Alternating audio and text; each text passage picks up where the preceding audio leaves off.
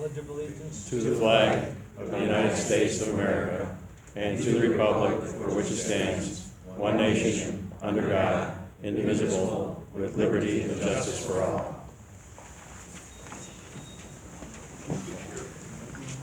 So in the event of a fire, we have fire exits to my left and then in the back. So the first order of business is to approve the minutes. I move that we approve the minutes of January 23rd, 2020. Second. Councilman Cantafio, second. Any discussion? All in favor? Aye. Opposed? Motion carried. Oh, excuse me, yeah, we should do the roll call. The clerk will do the roll. Supervisor Dixon, Present. Councilman Bauer, Present. Councilman Cantafio, Present. Councilman Hanley, Present. Councilman Pikerick, Present. Does anyone on the council have any announcements for the good of the town? Okay, so first up, we're going to have a presentation by Derek King, an architectural historian and director of operations for Preservation Studios in Buffalo. This is about, the council is considering in the future having a law about historical preservation which will help development in the town. Mr. King. Get out of your way here. Hi everyone. First, just want to say thank you to the community, to the supervisor, the council, and to town historian Jim Pace for inviting me. As stated, I have a little presentation about historic preservation, first starting a little broad, narrowing in on certified local governments and historic tax credits. I'm hoping to go through this pretty quickly, so if there are any questions, we can kind of hit a few of those and then get on to the rest of your meeting. Just starting real quick with the overview, we're going to be talking about what is preservation to kind of give a more in-depth understanding of that, what are certified local governments, the New York State model law for historic preservation, as well as benefits and best practices for historic preservation. Now, preservation, I think, sometimes can be seen as a scary word, and I think if we break it down a little bit more deeply, you can see it's not just about restrictions. There are other opportunities and different ways to talk about preservation. Specifically, if you break it down, National Park Service understands it as preservation, restoration, reconstruction, and rehabilitation. So starting with preservation, this really is about maintenance and sustaining a historic character of a building or a site. So really, if you're talking about preservation, it's not about keeping something frozen in time, but more about making sure that those elements don't slip away from us. And so we can achieve this through laws like the town might be considering, or just for regular maintenance of a building. So a lot of times folks don't necessarily think of the upkeep we have of our own buildings as preservation, but in a lot of ways, if you own a historic home and you're maintaining the windows or the building, you are engaging in preservation yourself. So next, going into restoration and reconstruction, these are two kind of distinct and nuanced terms, but they're really specific within preservation. And we're using the Darwin D. Martin House on this slide as an example, because it does embody both of these really well. The first, restoration, is about bringing a building or a site back to a specific period of time. When we think about this, it's kind of like taking a snapshot. If you were to go to a house museum, for instance, that would be a kind of a restoration project, trying to bring you to a specific moment. Similarly, reconstruction is about bringing back lost features, but it might not necessarily be to that very specific focused era or time period. This one, you can bring in new modern materials, construction methods, updated systems. And in here we have two great examples, the restoration of Frank Lloyd Wright's lawn in front of the Darwin Martin House, which really is going to be an authentic restoration project, bringing back plants, bringing back the exact location of those plantings, versus the pergola, which is a modern construction made to look exactly like the previous one was, but it has modern wiring, modern plumbing, so it's kind of a synthesis of those two.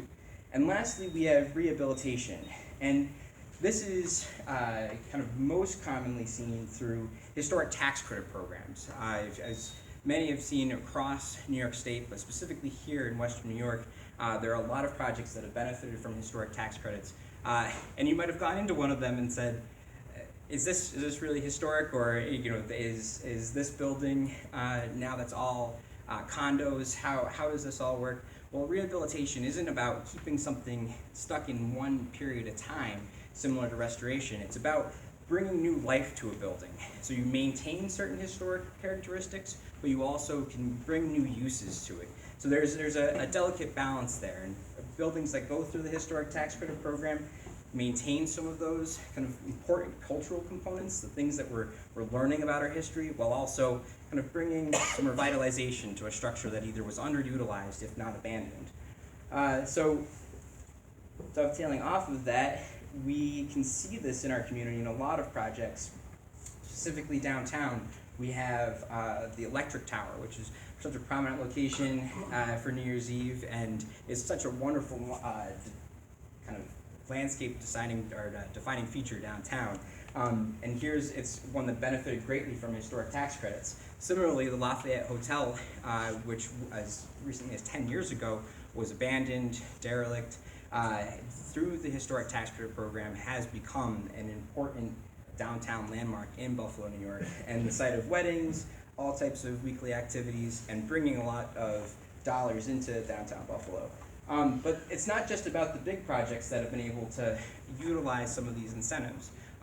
In Buffalo, there's a lot of communities that, as historic districts, are able to tap into historic homeowner tax credits, which New York State has a homeowner tax credit program which offers up to 20% of your rehab expenditures back as a state income tax credit. So first and foremost, if we use an example, you put on a new roof and you're in one of these districts. If you keep the same roof that you had on there, you pay $10,000, you get a $2,000 state income tax credit.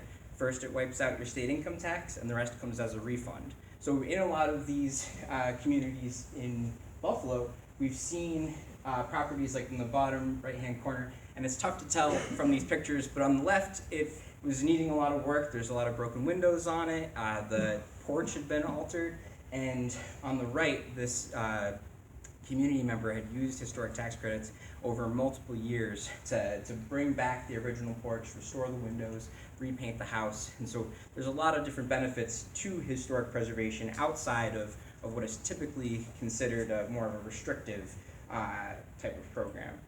Now, you can't really talk about the local level of historic preservation without talking about some of those programs. I think most often when people think of preservation, they think of local historic districts, a preservation board, a historic commission. And today I want to talk a little bit about the Certified Local Government Program, but technically you don't need to be a CLG to create a preservation ordinance or to create historic districts. It's just that it's the best practice to. One, because New York State has a model law which outlines some of the best practices in historic preservation, but it also creates a support network from the state as well as the federal government. There's a lot of funding that comes through to certified local governments to help enact various preservation programs, but there's also support from the state in order to identify and protect historic properties. So there is still opportunities without going through this program that the community can look into to protect culturally important properties, but the most efficient and effective way is to become a certified local government. Now, the component that I had mentioned being the model law, this is something that came into effect or was introduced in 2014. Prior to this, communities that had preservation ordinances and historic commissions could become certified local governments. Their laws were grandfathered in. Now, in order to become a certified local government, you do need to follow this model law, or at least start with it, and you can modify it based off of the needs of your community. It does really lay out some of the most important things, not just in New York State, but nationally when it comes to protecting locally significant properties. And we're just going to touch base on a couple, or go through some of the big components of the model law. I don't want to take up too much of your time or for anyone to sleep. But just starting at the beginning of it, the model law outlines the duties and powers of the Preservation Commission and the ordinance. And so this is where you really do define how the ordinance will work for you. Ultimately, an ordinance and a commission should be a tool for the community, and so those rules that are put in place should be designed to help whatever your goals are. If it's protecting historic properties, or if it's creating some protectionary boundaries around whole communities, those are things that you begin to define within these programs. And the duties and powers can be as broad as just identifying those significant properties, as well as determining where in the permit process the Preservation Commission will have the say and how much of a say they will have. So this is where you can take the model law and expand on it, but at the very least, starting with a tool that allows for the community to have a say within the treatment of historic properties. Again, what are we talking about when we talk about historic properties? This is something that the model law kind of says, here are how you can evaluate what is historic, but as a community, you can choose which of those criteria you want to take, as well as define additional criteria. Historic preservation isn't necessarily just about the mansions that are out there. It's also about those properties that are significant to the towns and places that we live in. Ultimately, historic preservation is about acknowledging and documenting the places that we all live in and around and how they impact our lives. So the model law and the local preservation ordinance can be about those exceptionally significant and architecturally beautiful buildings, but it also can be about a post-war community that came up, and this shows the development of the town and shows how the community grew at a certain period of time. In Buffalo, where our office is, a great example of this is the Hamlin Park Historic District, which is right near Canisius College. This is a neighborhood that does have a lot of locally significant properties, including this beautiful stone farmhouse from the 1830s, but a lot of the properties are kind of vernacular common homes. But taken together, they do speak to the development of Buffalo, they speak to the evolution of the city, and they chose to become a historic district 30 years ago, both to prevent blight and disintegration of their neighborhood around the periphery, but also because there were some outside forces that were kind of speculating on demolishing homes in the community. So they wanted that protection and the ability to have a say in what was happening in their neighborhood. So ultimately, by becoming a local historic district 30 years ago, it allowed them to maintain density and maintain enough historic character that just 5 years ago, they were listed on the National Register of Historic Places and able to access those historic tax credits that were referenced a couple slides ago. That blue house is in the Hamlin Park neighborhood. Now, the idea of a historic district, it can be daunting, especially because of that earlier perception I was talking about. This is being mostly about the restrictions. And the guidelines in the model law do provide this opportunity for the community to say what is appropriate in these historic neighborhoods. And in this case, for the Historic Preservation Commission, or however it's termed, Preservation Board, etc., to issue a certificate of appropriateness for development within a community. Now, this is a home in Niagara Falls, similar era as that Hamlin Park neighborhood.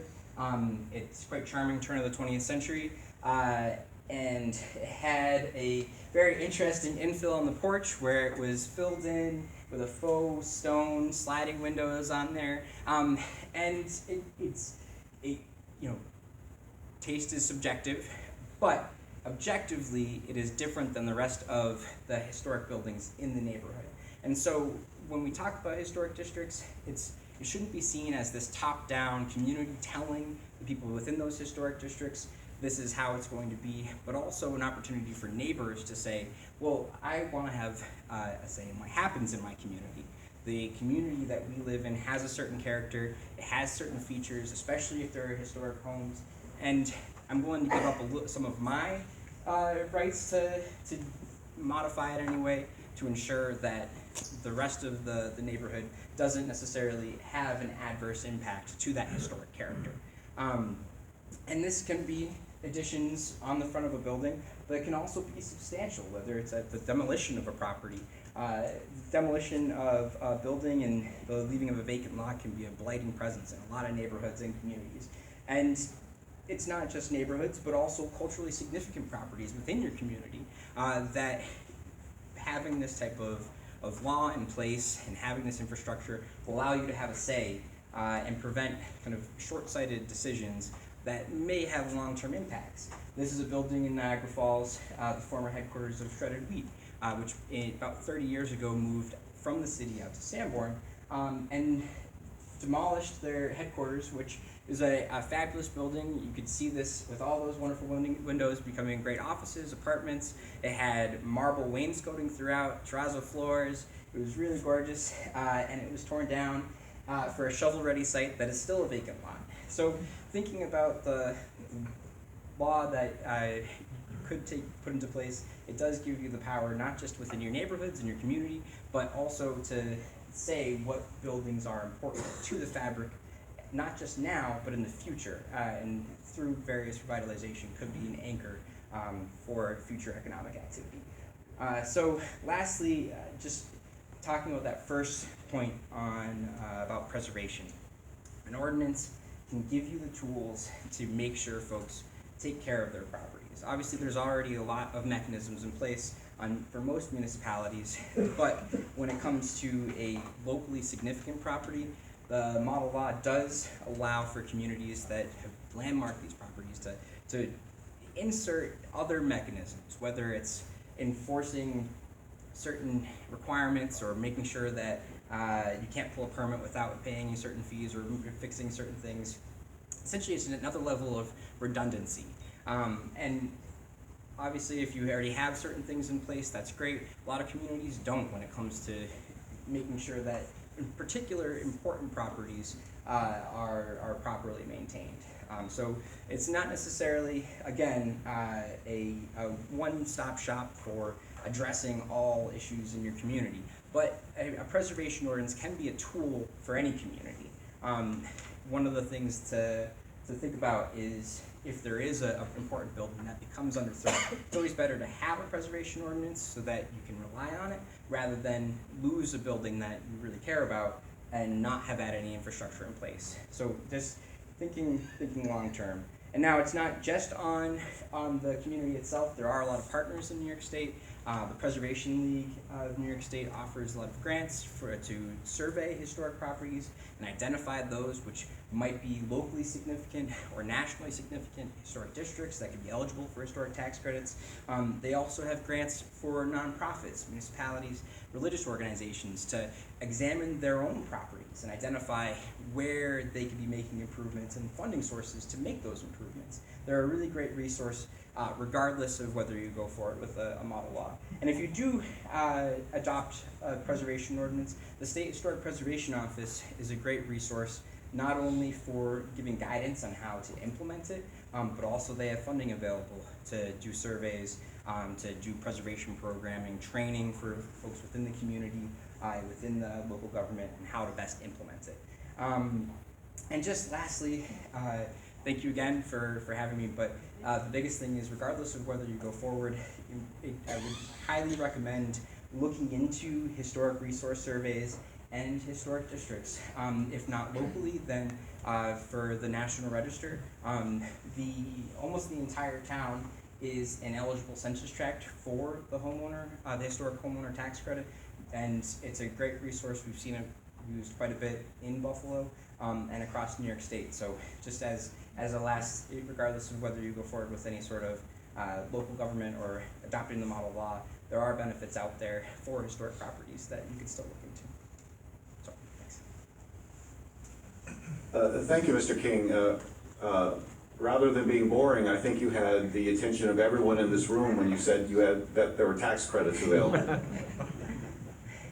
I personally think this is a good idea. This was brought to my attention by our town historian, Mr. Pace, and the Historical Society, and I think it's something that we should look into. I think there are quite a number of very, very nice neighborhoods in West Seneca that possibly could qualify if we could pass the local law. Does anyone else have any comment?